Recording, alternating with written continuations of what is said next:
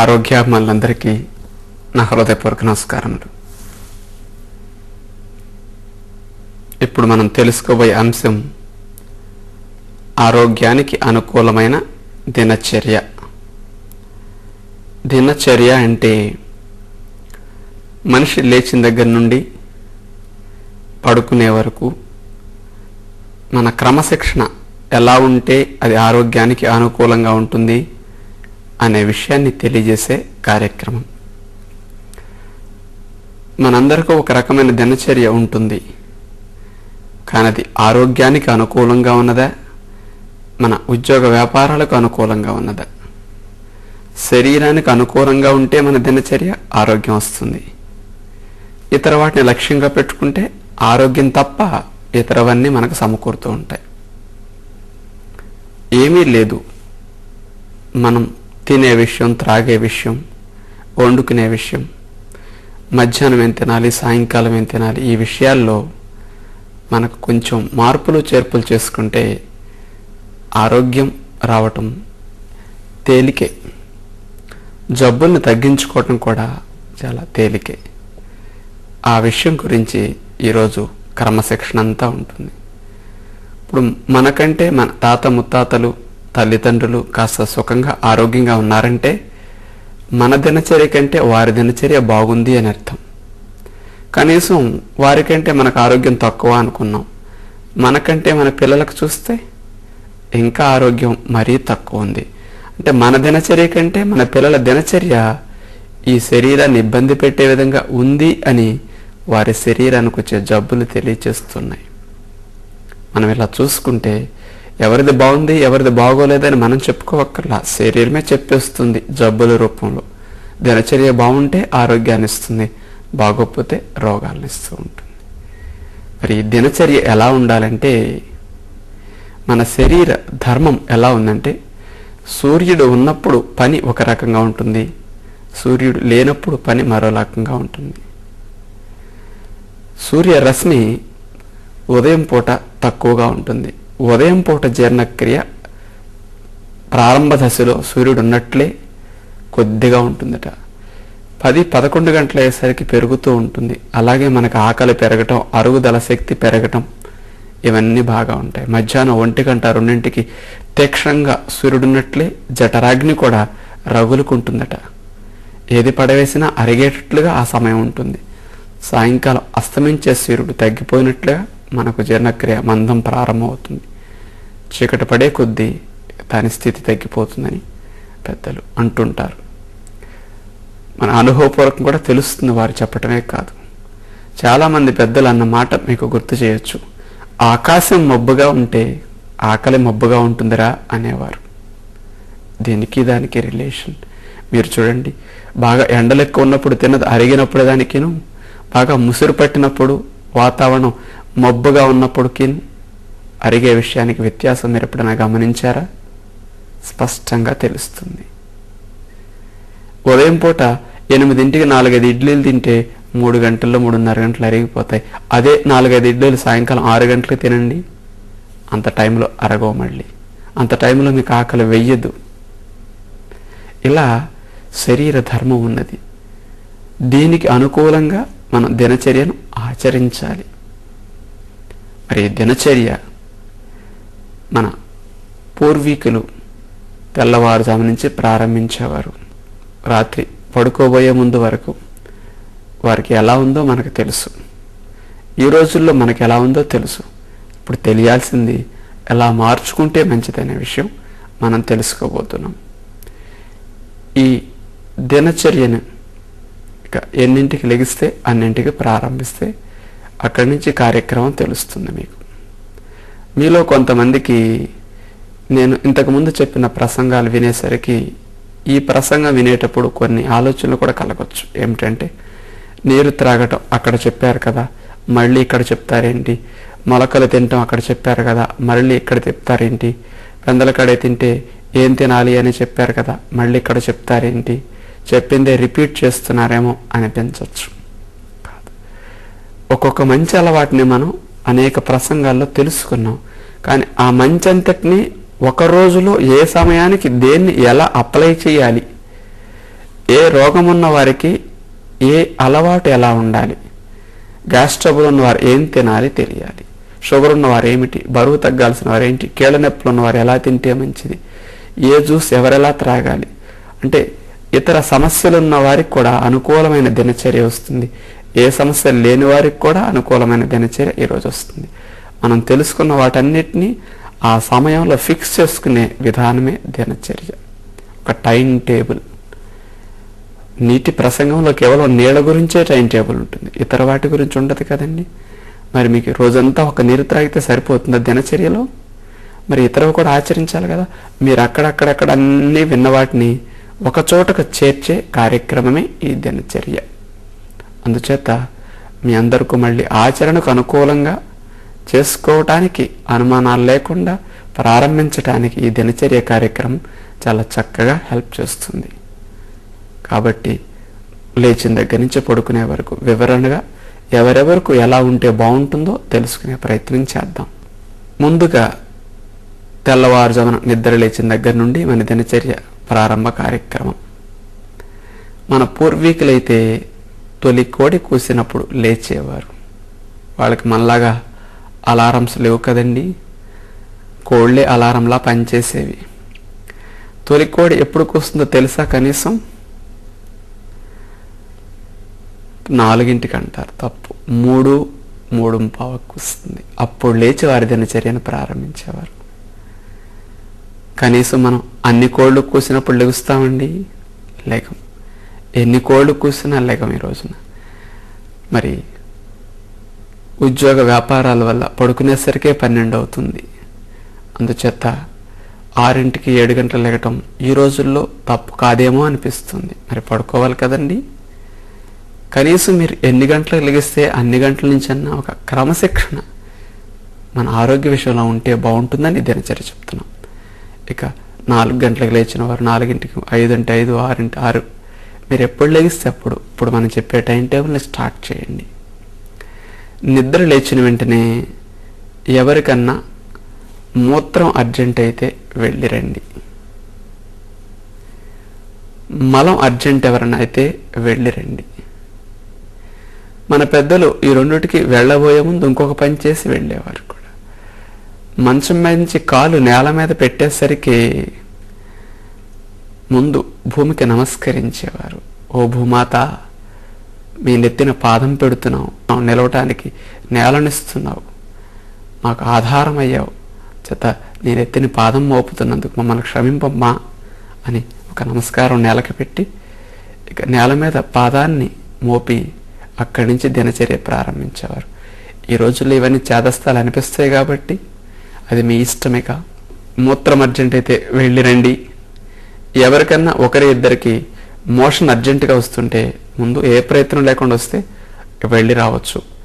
199 మందికి ఇది లేచిన వెంటనే రాదు. కాబట్టి నోటిని పొక్కిలిని చూసేసేయండి. ఇక నీళ్లను తీసుకోండి. ప్రభాతే మలదర్శనం అన్నారు. నిద్ర లేచిన వెంటనే సుఖ విరోచనం అయితే ఆరోగ్యానికి ఎంతో మంచిది. మనం పనిలో పడిపోతే ఆలోచనలు పనిలో ఉంటాయి కాబట్టి మనసు అటుండేసరికి నర్వస్ రిలాక్సేషన్ లేక సుఖ విరోచనం రాదు. అందుచేత నిద్ర లేచిన వెంటనే మనకు మల విసర్జన జరగాలంటే మనకి పైన బరువు పడితే కానీ కింద మలం జరిగే గుణం లేదు. అందుచేత నీళ్ల బరువుని మనం పైన పోస్తే దాని నుంచి సుఖ విరోచన అవటం తేలిక. ఇప్పుడు ఆ టెక్నిక్ తెలుసుకుందాం. ముందు నీళ్లు త్రాగే విషయం మీకు అవగాహన. 1 లీటర్, లీటర్న్నర నీళ్లను తీసుకోండి అందరూ. ముక్కులో రంపలు, గొంతులో కఫం, ఇస్నోఫీలియా, ఎసిడిటీ, ప్రేగుపోతలు, అల్సర్లు, ఆస్తమా, ఇప్పుడు చెప్పిన 6 రకాల ఇబ్బందులున్నవారు నీళ్లను గోరువెచ్చగా వేడి చేసుకోండి. పొయ్యి మీద పాత్రలో ఆ నులివెచ్చని నీరు త్రాగితే ఈ 6 సమస్యలు ఉన్న వారికి అవి త్వరగా తగ్గటానికి అవకాశం కుదురుతుంది. ఇతరులు మామూలుగా బిందులో నీరో రాగి పాత్రలో నీరో తీసుకోండి. నీళ్ల వాసన ఎవరికన్నా బాగోపోతే, మా ఊర్లో నీరంతా రుచి అనిపించవండి అంటే రాత్రి నీళ్ళల్లోనే అన్ని తులసాకులు వేసి పాత్రలో ఉంచేసుకుంటే ఆ నీళ్ళన్నీ తులసి వాసన వచ్చి కమ్మగా అనిపిస్తాయి, ఉదయాన్ని తాగటానికి బాగుంటాయి. అలా ఆ నీళ్ళైనా తీసుకోండి. ఇక నోరు పొక్కిలిని చూసేసి లీటర్ పావు లీటర్న్నర నీటిని గట్టిగట్ట త్రాగటానికి ప్రయత్నం చేయండి. 65 ఏళ్ళు 70 ఏళ్ళు ఆ పైపడిన వారు లీటర్ నీళ్లు తాగితే చాలు పెద్దవారు. ఇక వయసులో ఉన్న వారు ఎవరన్నా అయితే లీటర్ నుంచి లీటర్ పావు, ఇంకా త్రాగలిగితే లీటర్న్నర వరకు కూడా త్రాగొచ్చు. అంటే కనీసం లీటర్ పావు అయితే సుఖ విరోచన అవ్వటానికి ఒత్తిడి బాగా పడుతుంది. లీటర్ పావుకి లీటర్ నీళ్ళ కంటే లీటర్ పావు వయసులో ఉన్న వారికి మంచిది. మగవారు ఎవరైనా లీటర్న్నర వరకు కూడా త్రాగలిగితే ప్రయత్నం చేయండి. ఆ నీళ్లను ఎత్తి పట్టుకుని గటగట ఎంత సేపు ఆపకుండా త్రాగలిగితే అంతసేపట్లో గటగట త్రాగేయండి. మీకు కొద్ది నీళ్లు త్రాగేసరికి ఇబ్బంది అనిపిస్తే, బరువు అనిపిస్తే 2-3 నిమిషాలు త్రాగటం ఆపితే మరలా పొట్ట ప్రేగులు కాస్త సర్దుకుంటాయి, బరువు తగ్గుతుంది. మరలా కాసేపట్లో మిగిలిన నీటిని త్రాగండి. ఒకేసారి త్రాగలిగితే మరీ మంచిది, లేనప్పుడు 4-5 నిమిషాల విరాములైనా మనం అనుకున్న నీటంతటిని త్రాగటం పూర్తి చేస్తే మంచిది. నీళ్లను త్రాగిన తర్వాత ఆ సీసా అక్కడ పెట్టండి. ఇక టీవీలు చూడవలసి వచ్చినా, పేపర్ చదివినా, ఫోన్లో మాట్లాడినా, పనిలోకి వెళ్ళిపోయినా, మరి ఏదైనా వంట చేసుకుంటూ ఉన్నా నీళ్లు త్రాగిన తర్వాత ఈ పనులు చేస్తే మోషన్ మీకు ఆశించిన విధంగా రాదు, సుఖంగా కాదు. ఈ పనులేవి చేయటం మంచిది కాదు. మనసు అటుండేసరికి నరాలు సళ్ళు వదలవు. అందుచేత నీళ్లను త్రాగిన వెంటనే ఏ పని చేయకుండా మనసుని ఈ పొట్ట ప్రేగులపై లగ్నం చేసి ఇంట్లోనే 4-5 నిమిషాలు అటు ఇటు నడుస్తూ అర్జెంటుగా దొడ్లోకి వెళ్ళాలి అనే ఒత్తిడి వచ్చే వరకు మీరు ఇక్కడే గమనిస్తూ తిరుగుతూ ఉంటే ఈ నీళ్ల బరువు వెళ్ళి మలాన్ని గెంటుతుంది. మనసు ఇక్కడ పెట్టి నడుస్తున్నారు కాబట్టి నరాలు అట్లా సళ్ళొదులుతాయి, మలమంతా మలద్వారం దగ్గరికి చేరుతుంది. అర్జెంటుగా దొడ్లోకి వెళ్ళాలనే తలంపు వచ్చే వరకు దొడ్లోకి వెళ్ళకండి. ఇక నా వల్ల కావట్లేదు, బాగా వచ్చేస్తుంది అనిపించినప్పుడు వెళ్ళండి, చక్కగా సుఖ విరోచనం అయిపోతుంది. ఇది నిద్ర లేచిన వెంటనే మనందరం చేయవలసిన మొట్టమొదటి పని. ఇది మన భారతీయ సంస్కృతిలో ఎప్పటి నుంచో మనుషులు ఆచరించి అలా అందిస్తూ వచ్చే ఒక మంచి ఆచారంగా చెప్పుకోవచ్చు. మళ్ళీ కొత్త విషయం ఏమి నేర్చుకోవట్లా, తిరిగి తెలుసుకుంటున్నాం అంతే. ఈ ప్రయత్నం అందరూ ప్రారంభించండి. ఎవరికన్నా ఇలా నీళ్లు త్రాగి మనసు పెట్టి 4-5 నిమిషాలు నడిచినప్పటికీ విరోచనం అస్సలు కదిలినట్లుగా అనిపించకపోతే బలవంతంగా వెళ్ళి కూర్చుని మాత్రం ముక్కో మూలుగో ప్రయత్నం చేయకండి, తప్పది. రాకపోతే దొడ్లోకి వెళ్ళకండి, వదిలేసేయండి. 10 నిమిషాలు పావుగంటలో మీకు మోషన్ రావట్లేదని అర్థమైపోయింది అనుకోండి, తదుపరి కార్యక్రమంలోకి మీరు వెళ్ళొచ్చు తప్ప నాకు మోషన్ రాలేదు అని దాని గురించి ఆలోచిస్తూ అక్కడే కాలక్షేపం చేస్తూ ఉండవలసిన పని లేదు. ఇక వారికి వదిలేసేయటమే. మోషన్ అయ్యింది అనుకోండి, మంచి పని అయిపోయినట్లు ఒకటి. ఇది మొదటి కార్యక్రమం. మనం త్రాగిన నీరు 10-15 నిమిషాల్లో పొట్ట ప్రేగుల నుంచి రక్తం లోపలికి వెళ్ళి రక్తంలో కాలుష్యాలను, వ్యర్థ పదార్థాలను కదుపుకుంటూ శరీరాన్ని శుద్ధి చేసే కార్యక్రమం చేస్తాయి. ఇది మనం నిద్ర లేచిన వెంటనే నీరు త్రాగటం ద్వారా జరిగే మొదటి లాభం. ఇది అందరూ కొనసాగించండి. మీ ఇంట్లో చిన్నపిల్లలు ఉంటే కూడా వారికి తగ్గట్లుగా 2 గ్లాసులు 3 గ్లాసులు 30 లీటర్, కొంచెం పెద్ద వయసు పిల్లలు అయితే లీటర్ అయినా త్రాగించండి. ఇలానే వారి చేత కూడా ప్రయత్నింపచేయండి, చక్కటి సుఖ విరోచనం అయిపోతుంది. నీళ్లు త్రాగి మోషన్ అయిన తర్వాత 15-20 నిమిషాలు గడుస్తున్నది కదండి కార్యక్రమం అయ్యేసరికి. ఆ తరువాత ఎవరైనా బ్రష్ చేసుకుంటే వెంటనే నాలుగు గీస్తారు కాబట్టి నీళ్లు వాంతి రూపంలో వస్తాయి కాబట్టి ఇప్పుడు బ్రష్ చేసుకోవద్దు అంటున్నది. ఈసారి నీళ్లు తాగబోయే ముందు బ్రష్ చేసుకోవచ్చు, తప్పులేదు. నాలుక గీచుకునే అలవాటు లేకపోతే ఒట్టి బ్రష్ చేసుకోవడం తప్పేం కాదు, కానీ అందరికీ ఉంటుంది. అంచేత వాంతి రాకూడదంటే నీళ్లు పొట్టలో ఖాళీ అయిన తర్వాత బ్రష్ చేసుకుంటే మంచిదని ఉద్దేశం చెప్తున్నాం. ఇక నీళ్లు త్రాగి మోషన్ అయిన తర్వాత మీరు 1 గంట, గంటన్నర సమయాన్ని ఇంకొక మంచి పనికి వాడుకోవచ్చు. ఉదయం పూట ఎవరైనా స్త్రీలు పిల్లల్ని స్కూల్కి, భర్తని ఆఫీస్కి పంపడానికి హడావిడిలో పని చేసుకోవాల్సి ఉంటుంది. అలాంటి స్త్రీలు వంట పనిలోకి వెళ్ళిపోవచ్చు. లేదు, ఉద్యోగస్తులు, వ్యాపారస్తులు పగటిపూట వ్యాయామం కుదరదు కాబట్టి ఉదయం పూట ఏదైనా శరీరాన్ని లొంగ తీసుకోవడానికి వ్యాయామం చేస్తే మంచిదనిపిస్తే ఈ సమయంలో వ్యాయామ కార్యక్రమం అనుకూలమైన సమయం అని చెప్పచ్చు. ఆసనాలు చేయాలన్నా, మనం తెలియచేసే అధిక బరువును తగ్గించే ఆసనాలు చేస్తే బరువు తగ్గవలసిన వారికి అన్నిటికంటే ఉత్తమమైన వ్యాయామం అవుతుంది. కాస్త ప్రాణాయామం చేసుకుంటే మనసు కుదురు పడుతుంది, శరీరానికి శక్తి పెరుగుతుంది. ఆ అభ్యాసాలను ఈ సమయంలో చేయండి. కొంతమంది వాకింగ్ కానీ ఆటలు కానీ ఉదయం పూట ఆడుకుంటూ ఉంటారు. వారికి అదే నచ్చితే ఆ కార్యక్రమాన్ని 1 గంట సేపు కొనసాగించండి. కొంతమంది ఇంట్లోనే దొడ్లోనే ఏదో ఒక పని చేసుకుంటూ ఉంటారు వేరే వ్యాయామాల బదులు, అదైనా శ్రేష్టమే. శరీరాన్ని ఒక పని చేయటం ద్వారా మంచిగా చెమటలు పడతాయి, వ్యర్థ పదార్థం విసర్జింపబడుతుంది, మరి మంచి ప్రాణవాయువు ప్రవేశిస్తుంది. ఇవన్నీ శరీరానికి లాభాలు వస్తాయి. అంచేత ఇట్లా 1 గంట, గంటన్నర సమయాన్ని ఏదో కార్యక్రమానికి వాడుకోండి.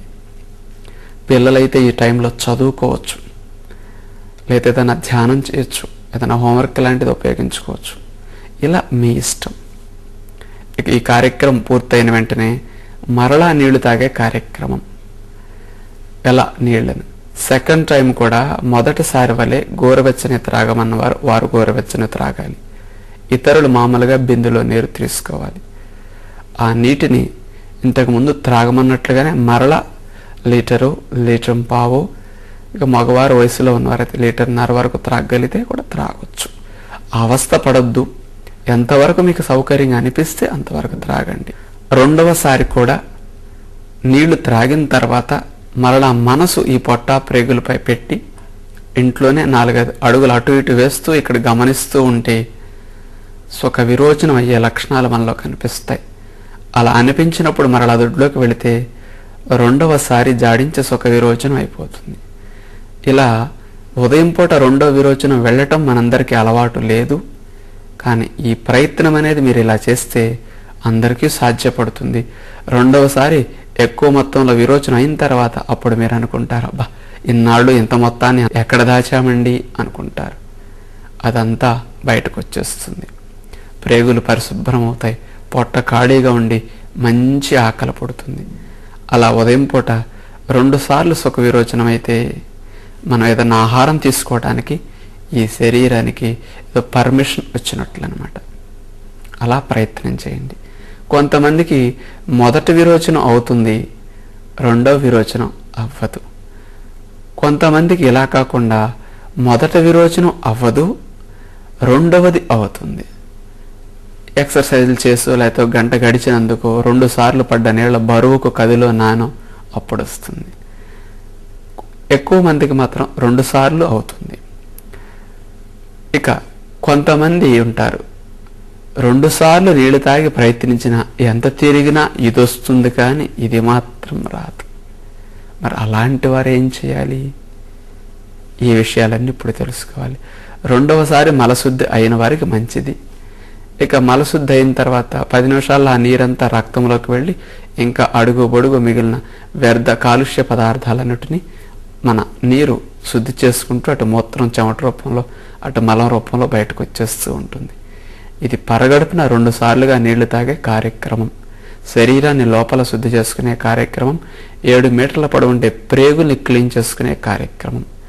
ఇది మనం బ్రతికినంతకాలం ఆచరించవలసిన చక్కటి దినచర్య మొదటి భాగం. మనందరం ప్రతిరోజు పైకి స్నానం చేస్తున్నాం, ఎంతెంతో నీట్గా పైకి మెయింటైన్ చేస్తున్నాం. కానీ ఎప్పుడన్నా లోపలకు స్నానం చేశామండి? మరి లోపల స్నానం చేయటం, శరీరాన్ని లోపల పరిశుభ్రం చేసుకోవటం అంటే ఇది. ఇక మోషన్ అయింది 2 సార్లు అయిన వారు మరీ మంచిది. ఎవరికైతే మొదటిసారి ఆశించినంత సాఫీగా అవ్వలేదో, రెండవసారి అస్సలు రాలేదో, లేకపోతే 2 సార్లు మోషన్ అస్సలు రాలేదో, అలాంటి వారికి ప్రేగుల్లో మలదోషం ఎక్కువ ఉన్నట్లు. వారు ఆ ప్రేగుల్ని పరిశుభ్రం చేసుకునే విధానం వారు తెలుసుకోవాలి. మంచినీళ్ల ద్వారా ప్రేగుల్ని శుద్ధి చేసుకునే విధానం వారి మీద పని చేయటిల్లా. ప్రేగుల్లో బాగా అడ్డుంది, మలం గడ్డల్లాగా పేరుకుపోయింది, ఆ అడ్డుని తొలగించాలి. సహజంగా నీళ్ల బరువు వెళ్ళి గెంటినంత మాత్రాన అది జరగటం లేదు కాబట్టి ఎనిమా చేసి ప్రేగుల్ని క్లీన్ చేసుకోవటం తేలిక పద్ధతి.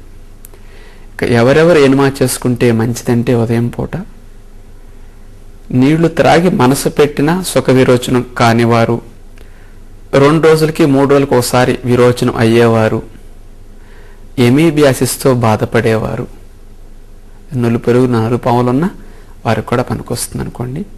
ఇక ఆకలి అస్సలు వెయ్యిన వారు, మలం బాగా గట్టిగా ఉండలుగా బంకగా ఇలాంటి ఇబ్బందికరమైన స్థితిలో వచ్చేవారు, ఇప్పుడు చెప్పిన 4-5 రకాల ఇబ్బందులు ఉన్నవారు ఉదయం పూట ఎనిమా చేసుకుంటే ప్రేగులు బాగా క్లీన్ అవుతాయి. వీరు ఎనిమా చేసుకోవడానికి ప్రయత్నం ప్రారంభిస్తే మంచిది. ఎనిమా చేసుకోబోయే ముందు మనకి పొట్ట మాత్రం ఖాళీగా ఉండాలి. నీళ్లు త్రాగినప్పటికీ ఖాళీ కావటానికి ఒక 15-20 నిమిషాలు సమయం పడుతుంది కాబట్టి ఒక సుమారు అరగంట 30 గంట ఆగి అప్పుడు ఎనిమా చేసుకోండి. మొదటిసారి నీళ్లు త్రాగిన అరగంట 30 గంట తర్వాత ఎనిమా చేసుకున్నా తప్పులేదు, లేదా రెండోసారి నీళ్లు త్రాగిన అరగంట 30 గంట తర్వాత చేసుకున్నా తప్పులేదు, మీ ఇష్టం. కొంతమందికి నాకు లేట్ అయితే కుదరదు అనుకుంటే నిద్ర లేచిన వెంటనే ఎనిమా చేసుకునైనా ఈ నీళ్లు తాగే కార్యక్రమం ప్రారంభించవచ్చు. మీ సమయం అనుకూలాన్ని చూసుకుని మీరు ఎనిమా చేసుకోండి. ఇక ఎనిమా చేసుకునే విధానంలో డబ్బాలో గోరువెచ్చని నీళ్లు పోయండి. సబ్బులు కానీ మందులు కానీ ఏమీ ఆ నీళ్లలో కలపకూడదు. ఒట్టి గోరువెచ్చని నీళ్లు డబ్బాలో పోసేయండి, డబ్బాను కింద పెట్టేసేయండి. మలద్వారంలో పెట్టుకునే నాజలకి కొంచెం కొబ్బరి నూనె చుక్క రాయండి. ఇక ఆ నాజల్ని మలద్వారంలో పెట్టేసుకోండి ఒక అంగుళన్నర లోపలికి. ఆ తర్వాత డబ్బాని చేత్తో తీసుకుని 1 మీటర్ ఎత్తులో సుమారుగా తగిలించేసేయండి హైట్లో. మీరు కింద పడుకోండి, డబ్బా ఎత్తు మీద ఉంది, మీరు కింద కుడి చేయి తల కింద పెట్టి పడుకుంటారు. నీరు పళ్ళ మెరుగు, మెల్లగా డబ్బాలో నీరు మనం కింద పడుకున్నాం కాబట్టి ట్యూబ్ ద్వారా మలద్వారం గుండా పెద్ద ప్రేగులో చేరుతుంది. డబ్బా నీళ్ళు ఎక్కేసరికి కొందరికి అర్జెంట్ అనిపిస్తుంది, కాస్త ఓపిక పెడితే ఇంకాసిన ఎక్కుతాయి. ఇక మనం ఆపుకోలేనప్పుడు ట్యూబ్ తీసేయచ్చు. అలవాటైతే 1 రోజు 2 రోజుల్లో డబ్బా నీళ్ళు మన ప్రేగులోకి ఎక్కించుకుని అలవాటు అవుతుంది. ఇక మొత్తం మీద 1.5 లీటర్ నీళ్లు డబ్బాలో పడతాయి, వాటిని ఎక్కించేసుకోండి. ప్రేగులో ప్రెషర్ పెరుగుతుంది, ఇక నీళ్లు బయటకు వచ్చేస్తాయి, మోషన్ వచ్చేస్తున్నది అనే ఒత్తిడి మీలో అనిపిస్తే ఇక ట్యూబ్ బయటికి తీసేసి దొడ్లోకి వెళ్ళిపోండి. ఇది ఎవరికి వారు ఎనిమా చేసుకునే పద్ధతి. దొడ్లోకి వెళ్ళిన తర్వాత 10 నుంచి 15 నిమిషాల సమయం కూర్చోవలసి ఉంటుంది.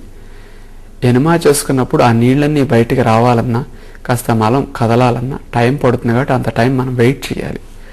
వెళ్ళి కూర్చున్న వెంటనే కొద్దిగా మలము నీరు బయటకు వస్తాయి. కాసేపు రానట్లు అనిపిస్తే ఒకసారి నుంచుని పొత్తి గడుపు కింద పైన ఇలా నొక్కి మరలా కూర్చుంటే కొంత కదలికలకి నీరు మలం బయటకు వస్తుంది. మరలా 4 నిమిషాల తర్వాత మరోసారి ఇలాగే నొక్కి కూర్చుంటే మంచిది. ఇలా కూర్చున్న దగ్గర నుంచి లేచే లోపల మధ్య మధ్యలో 2-3 సార్లు ఇలా నుంచుని కదలికలు కలిగించి కూర్చోవటం మంచిది. మొత్తం మీద 15 గంటలో కొంత మలం ఏదైతే రాకుండా ప్రేగుల్లో అడ్డుందో శుద్ధి అయిపోతుంది. ఇలా 3-4 రోజుల పాటు, అవసరమైతే 5-6 రోజుల పాటు ప్రతినిత్యం ఇప్పుడు చెప్పిన దోషాలు ఉన్నవారు ఎనిమా చేసుకోవటం మంచి పద్ధతి. ఈ అలవాటునట్ల 5-6 రోజులు కొనసాగించండి. 3-4 రోజులు గడిచిన తర్వాత ఎనిమా గోరువెచ్చని నీళ్ళు చేసుకునేసరికి కొంత మలం కదలటం, నానటం, కొంత పోవటం బయటకు జరుగుతుంది. ఎవరికైతే నులు పురుగులు, నలుపాములు, ఎమీబియాసిస్ లాంటివి ఉంటాయో వారు కాస్త ఇంత వేపాకు దోసెడు తీసుకుని 1-2 లీటర్ల నీళ్ళల్లో వేసి మరిగించి ఆ నీటిని చల్లార్చి వడకట్టి ఆ ఆకు తీసేసి ఆకుపచ్చ నీళ్లను ఎనిమా డబ్బాలో పోసి ఎనిమా చేసుకుంటే ఆ నులు పురుగులు, నలుపాములు, ఎమీబియాసిస్ లాంటి క్రిములన్నీ శుద్ధి కావటానికి అవకాశం ఉంటుంది. ఇది 2-3 రోజుల పాటు ఎనిమాలో వేపాకు నీరు ప్రతినిత్యం వాడుకోవచ్చు. ఇది వారికి తేలిక పద్ధతి. ఇలా వారు చేసుకోండి. 5-6 రోజులు, 7-8 రోజులైనా ఎనిమా చేసుకోవచ్చు దోషం ఉన్నవారు. ఇది ఇక సహజంగా విరోచనమైన వారికి ఇక ఎనిమా జోలి వెళ్ళవలసిన పని లేదు. ఇది ఉదయం పూట శరీరాన్ని శుద్ధి చేసుకునే కార్యక్రమం. సహజంగా అవని వారిని ఎనిమా అన్నాం, సహజంగా అయితే ఇక ప్రయత్నం లేకుండా మంచి జరిగినట్లే. ఇది అందరూ గమనించవలసిన విషయం. ఇక బ్రష్ చేసుకుంటూ ఉంటాం రోజు. మనం ఆ బ్రష్లో వేప పళ్ళు అప్పుడప్పుడు వాడుకోగలిగితే మంచిది.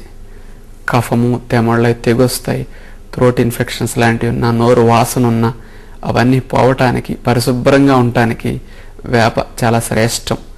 రోజు తోముకునే సమయం లేకపోయినా అప్పుడప్పుడైనా ఉపయోగించండి, ఇది బాగుంటుంది.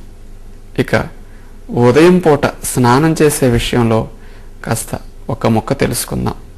స్నానాన్ని ఉదయం పూట చన్నీళ్లతో చేస్తే ఆరోగ్యానికి ఎంతో మంచిది. చర్మానికి అన్ని అవయవాల కంటే తక్కువ రక్త ప్రసరణ శరీరంలో జరుగుతూ ఉంటుంది. చన్నీళ్ళ స్నానం చేస్తే రక్త ప్రసరణ చర్మానికి పెరుగుతుంది. కాస్త ఆ స్నానం చేసేటప్పుడు తల వరకు చేయటం మంచిది. బుర్ర చల్లబడుతుంది, కాస్త ప్రశాంతంగా అనిపిస్తుంది, తలకు రక్త ప్రసరణ మెరుగవుతుంది, తలలో సమస్యలు రాకుండా కూడా పరిశుభ్రంగా ఉంటుంది, దుమ్ము ధూళి అవన్నీ కూడా క్లీన్ అవుతాయి. ఈ స్నానం చేసేటప్పుడు ఒక టెక్నిక్ని అప్లై చేస్తే స్కిన్ పరిశుభ్రంగా ఉంటుంది. మామూలుగా మనకి సబ్బులు పెట్టి స్నానం చేయటమే అలవాటు. సబ్బు లేకుండా కూడా చర్మాన్ని బాగా పరిశుభ్రం చేసుకునే టెక్నిక్ ఉంది. సబ్బు శుభ్రం చేసేదానికంటే ఇంకా బాగా శుభ్రం చేసే టెక్నిక్ ఇది. మనం సబ్బు పెట్టి స్నానం చేసిన తర్వాత ఇక మడ్డి అంతా పోయింది అనిపిస్తుంది, తుడిచేసుకుని మళ్ళీ చేతిని ఇక్కడ పెట్టట్లంటే మట్టి ఉండలు వస్తాయి. మేము చెప్పే స్నానం చేస్తే ఆ కొద్దిగా కూడా మిగలదు, పరిపూర్ణమైన స్నానం చేసినట్లు అవుతుంది. ఒంటికి కొద్దిగా కొబ్బరి నూనె రాసుకుని స్నానానికి వెళ్ళాలి. వెళ్ళేటప్పుడు స్నానం చేసిన తర్వాత తుడుచుకునే టవల్ మామూలుగా పట్టుకు వెళతాం. స్నానం చేసేటప్పుడు తుడుచుకునే టవల్ని, ఒక తెల్లటి మెత్తటి టవల్ని ఎక్స్ట్రా పట్టుకు వెళ్ళాలి. కొబ్బరి నూనె రాసుకుని ఈ టవల్ తీసుకుని బాత్రూంలోకి వెళతాం. తలారా 5-6-10 చెంబులు చన్నీళ్ళు పోసేసుకుంటాం. ఒళ్ళు తడుస్తుంది. ఈ మెత్తటి తెల్లటి టవల్ను తడిపేసి పిండేసేయండి. ఈ టవల్తో చర్మం పైన రుద్దండి. గట్టిగా రుద్దుతూ ఉంటే మురికంతా గుడ్డకొస్తూ ఉంటుంది. తడిగుడ్డ చర్మం పైన జరగదు, కొంచెం ఒత్తి రుద్దుతూ జరుపుతూ ఉంటాం గుడ్డని. ఆ ఫ్రిక్షన్కి చర్మ రంధ్రాలు ఓపెన్ అవుతాయి, రంధ్రాల్లో ఉన్న మురికంతా గుడ్డకొచ్చేస్తుంది. 10 నిమిషాల సమయం సుమారుగా పడుతుంది ఈ స్నానం చేయటానికి. ఒళ్ళంతా గుడ్డతో రుద్దుకోవడం పూర్తయ్యేసరికి మీకు గుడ్డను చూస్తే నల్లగా మురికై బాగా కనపడుతుంది, మార్చిపోయి. ఎంత మురికి ఉన్నది గుడ్డను చూస్తే తెలిసిపోతుంది. చర్మరంధ్రాలన్నీ చక్కగా పరిశుభ్రం అవుతాయి. ఏ విధమైన సబ్బు అవసరం లేకుండా క్లీన్ అయిపోతుంది. ఇలా గుడ్డతో రుద్దుకోవటం పూర్తయిన తర్వాత మళ్ళా 5-6-10 చెంబులు నీళ్లు పోసేసుకుంటే వదిలిపోతుంది. మనం తరువాత పొడిగుడ్డతో తుడిచేసుకోవచ్చు. ఇలా ప్రతిరోజు చన్నీళ్ల తల స్నానం చేయటం ఉదయం పూట ఆరోగ్యానికి మంచిది. ఈ విధంగా స్నానం చేయండి. ఇక స్నాన కార్యక్రమం పూర్తయిన తర్వాత చాలామంది ధ్యానము, పూజలు ఇలాంటి కార్యక్రమాలు అలవాటున్న వారు కొనసాగించుకుంటే మంచిది.